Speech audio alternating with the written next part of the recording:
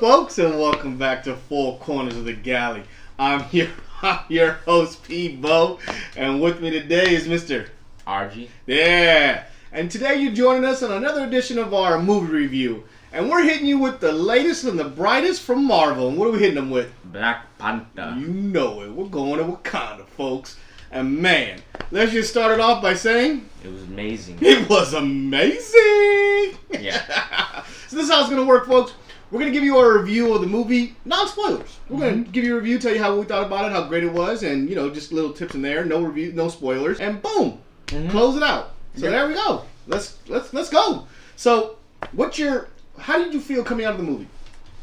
I felt like I wanted to watch more. Yeah, both of us said to each other at that time, it's already over? Yeah. I mean, the thing it just flows. I mean, let me just start this off by saying, Mr. Ryan Coogler, you are a legend in the making. This is your third movie, theatrical movie, directorial movie, and you've gotten better every single time. Oh, yeah, I stumbled all over those words. I'll cut that out. But you are amazing. This movie is amazing. He has upped his game, his writing, his understanding for the characters, his world building, his use of music, humor, drama. Yeah.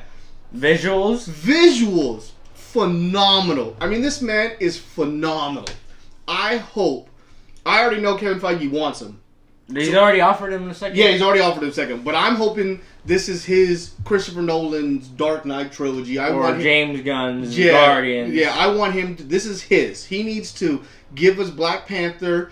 He needs to do the next two, and then he can do whatever he wants after that, because the man is amazing, and I'll watch anything he does. He just needs to put his name up now, and I'm in. So, yeah, that's all I got to say. Mr. Coogler, you are the man. This is amazing. Thank you so much for bringing this on the screen. So let's get a little into it. I thought the movie was absolutely amazing. I don't know where to rank it. It's so fresh in our minds. It's so new. So I'm really hyped about it. So it's kind of hard to rank it right now as far as the other Marvel movies. But what does this Marvel movie do that other Marvel movies don't do? It's like it goes deep. It goes really deep in each of the characters. Each character. Especially, this is the best Marvel villain to date. The most fleshed out Marvel. Oh, okay. Other than Loki, but he's cheating because he's getting multiple movies. This is a Marvel villain who gets one movie and he gets flushed out. Completely. Like this is the introduction of him. This is not like Loki we're getting in the Avengers where we already met Loki. He's already been built up in Thor and you kind of already know him because Loki was great in Thor, but he wasn't like...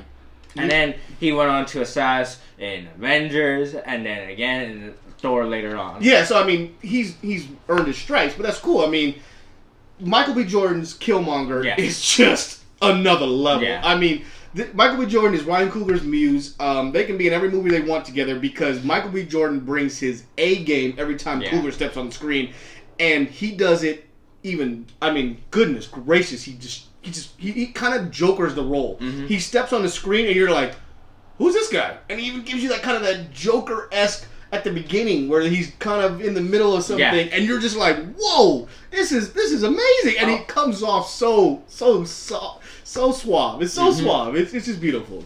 So here's what I like. I loved your opinion on it. My thing is this. He built this movie so beautifully. The way I felt like he did it is he showed us Wakanda and Black Panther together. And what it means is Wakanda and the Black Panther are one. They are one thing. Black Panther is the protector of Wakanda. That's what he is. He's the king and the protector of Wakanda. But it also takes an entire village to make the Black Panther what he is. And that is what he did so good in this movie. I mean, the world building, the other elements that go on in Wakanda, wow, he fleshed them all out. I mean, it's ridiculous. Yeah. It's great. The humor is so precise and pinpoints when it nails it. It's perfect. It beautifully flows with the movie. We don't really want to spoil a lot about this movie. I mean, because this movie is an experience onto its own. We will say that I'll say that it has a cold open. It doesn't open with the Marvel, Marvel. It opens with its own little thing, and that's one of the best openings I've seen in a while in a Marvel movie. It does some beautiful world building from the start. But who knows? The film was coming up. Yeah. A name was made. But let's get this in perspective. Let's talk about solo Marvel movies and like Guardians, which is a team. I mean, Avengers is the combination of taking the whole entire universe and putting it together. This movie to me is right next to Iron Man and Guardians of the Galaxy as far as origins and original story. I mean, this thing is flawless. It is flawless. You do get to meet Black Panther in Civil War, but you only get to see how great Black Panther is. You don't get to learn about anything else. It's like Spider-Man. You saw him in Civil War, but you don't know him until Spider-Man: Homecoming. Yes. The other characters and people in this movie are just absolutely phenomenal. His Royal Guard, the women of the Royal Guard, are so... Ooh, I mean, it's like Amazonian level of just amazement. Their fighting skill, their prestige, the way oh my god, the scenes they have are phenomenal. What's her name? Diana, can I pronounce her last name? Michonne from Walking Dead, and Afeni Shakur from All Eyes on Me. She is so good in this movie.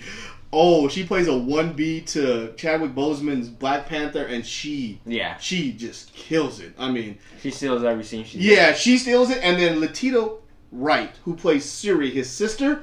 I'm sorry, she steps on screen, and you're like, what is she? Oh man! Yeah. I mean, she just knifes through every scene, brings the humor, brings a little levity, She's phenomenal. She's phenomenal. Every character in this movie was phenomenal. There's like not a single bad character. Yeah, I can't think of one. Umbuku, who's Man-Ape, who's one of the other tribesmen leader. I mean, he's phenomenal in his role. He comes in, periodic throughout. You don't meet him at the beginning, and then he comes in, and you're just like, whoa, who's this guy? And then you can bring him back. Even Forrest Whitaker doesn't over Forrest Whitaker in the role. I mean, he stays in his place, and he's just phenomenal. Angela Bassett as the queen is, he's just... Yeah. On and on and on. These characters are hilarious. I will admit the one joke I love on Twitter that is going around is the two white guys in this movie are also phenomenal, and Andy Serkis and the gentleman Martin Freeman. But what makes them so hilarious is one is Gollum. Yeah, and one is and one is Bilbo Baggins. Yeah. So they're the token. They're the two Lord of the Rings characters, and they're token white guys. And they're great. Yeah, they're great. Andy Serkis is literally the Joker of this movie. Yeah. He steals every shot he's in. Yeah, he's pretty good. And his role and his play in this movie is perfectly done, and he plays it so well. Yeah. I mean, he embraces it, and you can tell he's feeling the movie. And he's just running with it. And then Martin playing his role as the CIA guy and being a little part of the Shield and bringing that all together. That was great too. This movie has some twists and turns we don't want to deal with that are just so beautifully written and put in place. I mean, just phenomenal. You have a favorite scene? I think we can talk about it because I don't really think it's a spoiler because it's in the trailers. You see that he's gonna... No, it's spoilers. Well, yeah, it's spoilers. I guess we're getting close to that part. So. No, we'll get there in a second. Let's continue on just a few of the other things. So I don't want to ruin the story for him. So how about? Did you have any gripes? Did you feel like there was anything? I would say that the border leader, the protector of Wakanda outside, he was maybe the weakest character out of them all. But even then, he was great in this role. I mean, he's not supposed to play that role. I mean, this is played by Daniel, and he's just a phenomenal actor too. But what they do with them, they get their shine at the end. So I kind of feel like he does make up for it. Well, the only thing there's only one line in the whole movie that missed with me, and that was later on. It was kind of like a throwaway line, and you really didn't need it. And other than that, I felt like the writing was just...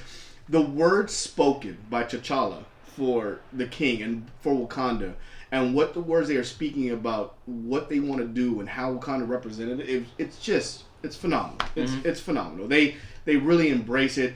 They bring you the heart of Wakanda. It is a gorgeous, gorgeous movie. And then the technology that they show, the abilities of the technology, it's definitely that James Bond. If you've been hearing a lot of James Bond, it's true. Black Panther T'Challa plays basically James Bond, and Siri is like his money pen, kind of helping him along. It is beautifully done. It is definitely beautifully done. So, before we jump over into spoilers, all I can say is, people, you need to see this movie. This movie is an event. It's something that needs to be shown to everybody. It brings pride to everything. It is A+.